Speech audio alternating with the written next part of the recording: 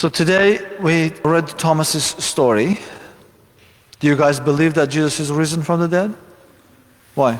Because even though the human mind cannot imagine something being dead and then it rising, if you believe hard enough, your mind will be accustomed to amazing things happening, and then you can believe enough to know that it happened. So you need to write a paper on this. Good job. Why do you believe that Jesus is risen? Because we've read it in all the texts that say about it. Very good. Theodore, why do you believe that Jesus is risen? I was going to say something similar. Because we read in a book. Today's gospel teaches us how we believe. We don't just believe anything that anybody says. Because before Jesus, there were many, many stories like this. It wasn't the first story. But were they true? Did anybody check it? Have you been in the Museum of Science? Have you seen that sign over there? What does it say? The atheists in the past used to say, seeing is believing. What is the modern expression?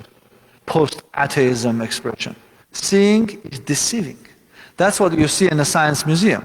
Because when you look at something, it looks square. When you go this way, you look at it, it looks circular. Or when you straight in front of it, it feels like it's going inwards. When you turn this way, it feels like it's coming the outwards. What is this? What is it called? Thank you. Optical illusions.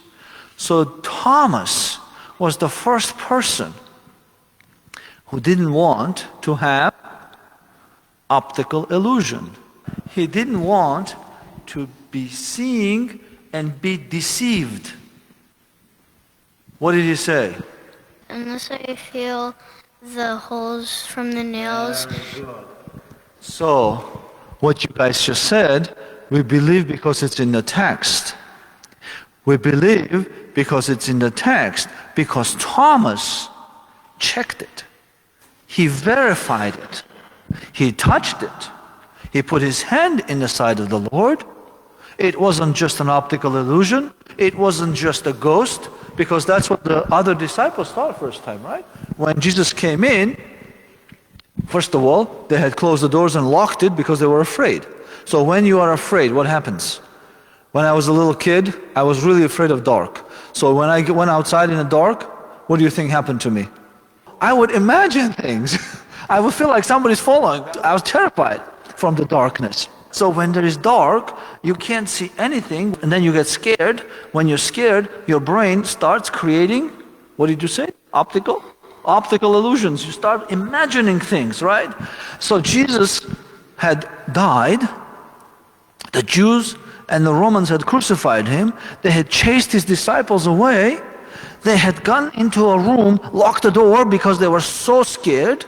They probably turned off the lights too. Did you think they turned off the lights? They didn't have lights like this.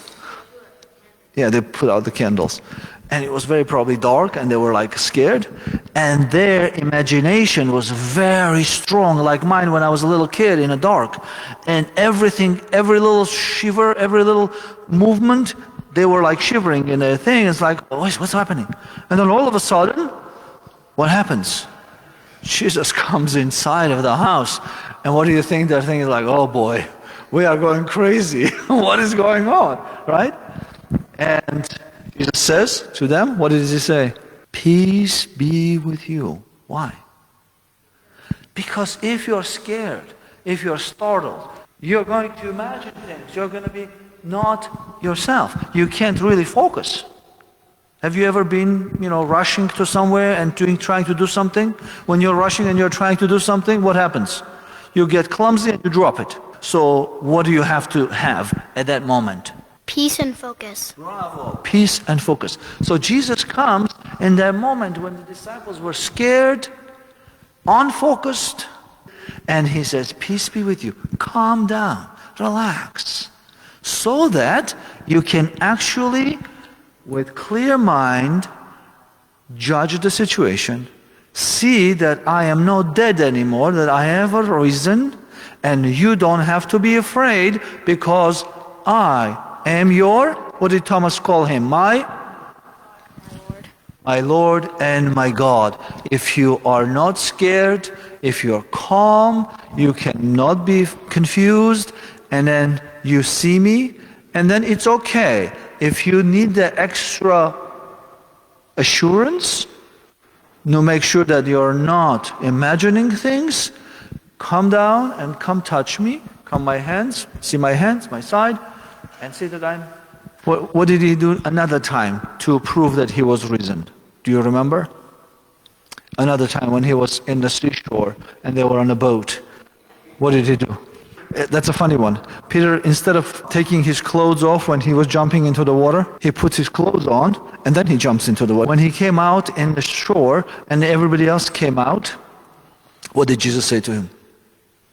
He said, "Do you have anything for me to eat?" Why?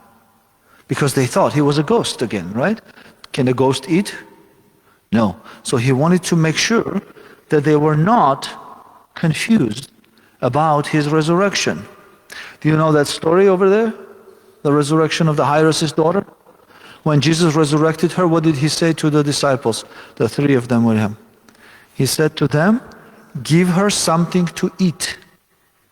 Why? Because some people were outside. When Jesus came, they said, "She has already died. Why are you here? Don't bother her."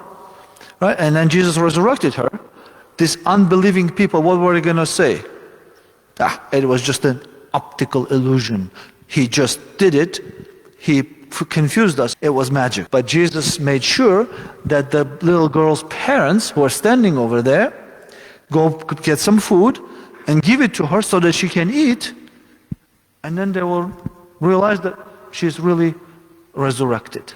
So, if people tell you that, oh, you know, this resurrection thing isn't true, you know that there were actually proofs that this has happened. Not only with Jesus, but also with Lazarus, but also with the Jairus' daughter, that resurrection is possible for God. That's why Thomas fell on the ground and say, "My Lord and my God," because nobody else could do what had just happened. Does that make sense? Okay.